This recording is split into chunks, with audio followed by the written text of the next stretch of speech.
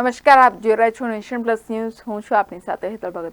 અમરેલી જિલ્લાના ધારીમાં ઉનાળાની ઋતુમાં કેસર કેરીનું ગરીબોને નિઃશુલ્ક વિતરણ કરાયું હતું.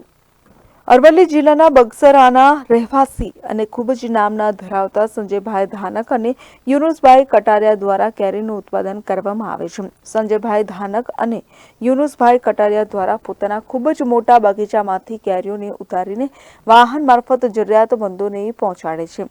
ત્યારે તેમના દ્વારા અંદાજે 88 મણ કરતાં પણ વધારે કેસર કેરીનું વિતરણ ગરીબોમાં કરાયું છે. આજે જ્યારે કેસર કેરીનો ભાવ અંદાજે 10 કિલોના 1000 થી 1200 રૂપિયા હોય ત્યારે સમાજમાં દાનવીર દ્વારા વિનામૂલ્યે કેરી ખવડાવીને આશીર્વાદ લોકોના મેળવી રહ્યા છે.